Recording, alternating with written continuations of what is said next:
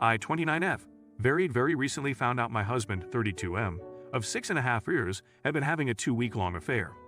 I should add that I am 8 meters pregnant with our second child. I feel so lost, hurt, and alone, and hoping to talk with others who have had the same experience. Backstory. My husband a month or so ago got back on social media, and I noticed a lot of women liking his posts. I also found out he was messaging a woman in Discord and confronted him.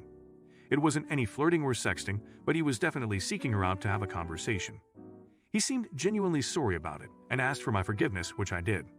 Fast forward and I couldn't sleep one night because I had this suspicion he was messaging other women on social media. So I confronted him again, and he did admit to having friendly conversation and even let me see the messages. He told me it was nothing, and he just wanted to be able to have friendly conversations. My stomach still felt in knots, but I heard him out, and we had a really great open conversation. We even made up, and our relationship seemed to get better. Fast forward again 2 weeks, this nagging feeling that something wasn't right came back. I hated to do it, but I went through his phone and I opened his social media account to an account I never saw before with a fake name and only one message conversation with a woman I never heard of. I scrolled through hours and hours of explicit conversations and photos. Even found out he had a Kik account, which is where they met. He also was part of a married people's group and bought pornographic videos and photos from another woman along with messaging her. This woman he started an affair with is from another country, and it turns out they were role-playing and sexting and even video and phone chatting. They talked about a hypothetical future together, and it very much sounded like a dating relationship. They would even talk while I was home. He was even talking to her at my baby's shower he I thought lovingly helped prepare for. He even had the audacity to talk about our daughter to her and state he wished she was there with him while he spent time with our daughter. My world just crumbled as I realized I was living my worst nightmare. I took my daughter and went to my in-laws who have been so amazing to me through this. I ended up confronting him the same day and let him have it. To his credit, he did break down and cry and apologize. As far as I know, he was willing to open up and confess everything. He couldn't hide because I read the whole message thread and even saved photo evidence. Hearing it all from him made me feel worse, especially when he tried to say it meant nothing, and she was some rando cake set him up with. He doesn't want me to leave him but understands that I want to live separately until we get counseling. He has said he has a problem and an addiction, and said that having this affair made him feel freed up to love me better, which feels so up. I thought we had been doing better after our heart-to-heart and making up, but then come to find out right after that he starts this affair. I feel so broken and I want to work on our relationship, but so scared of it happening again or not getting better. He is very sorry, which I'm glad, but I definitely haven't forgiven yet, but still very much love him.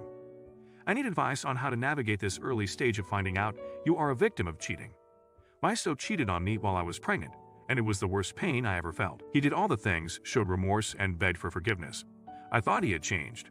Fast forward, and our daughter is 5, and I just found out it has been happening again the last 2 years while I still was trying to rebuild trust. I should have believed what he showed me, and that was that he knew cheating would hurt the relationship and didn't care. My advice is don't take him back. I wish I didn't. I'm so sorry this happened to you. I was in a similar situation with my husband about 12 years ago, and I can tell you that the trust never fully comes back. I think about it often and things have never recovered. Good luck with the remainder of your pregnancy. If you're enjoying the video, don't forget to like and subscribe. So I worked for several years as a 911 dispatcher for the county in which I live. Brief background. A 911 dispatcher communicates to the police via radio and sends them to the 911 calls that are being received. It may be to a call that you personally take simultaneously, or you may just be reading the notes to the police as another call taker enters the information they're receiving from the caller. A police dispatcher also runs license plates and driver's licenses for the cop when they pull people over, and tell them if anything is expired or if there's a warrant, etc. Every night I went to work, I dispatched for a different township within the county. So I worked with each different township's police department on a rotating basis, depending on the day. Now that you know how things work, I'll begin.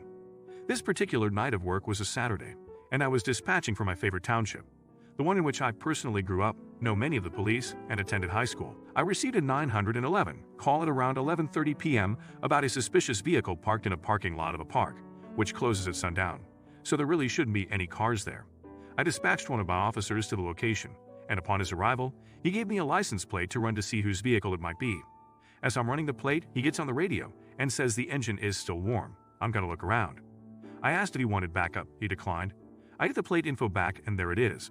The car is my now ex-boyfriend's car. We'll call him Steve. At this point, I was internally panicking. Why does Steve park in a park in the woods so late on a Saturday night?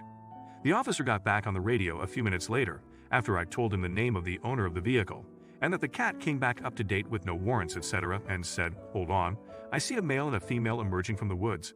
I'll give you driver's license numbers in a minute." So then I waited the longest 30 seconds of my life to run this license number and figure out who he is so obviously cheating on me with. I ran the licenses. There was a picture that popped up with his face, and there, on the second license, was his ex-girlfriend, who he had dated just months before he and I met.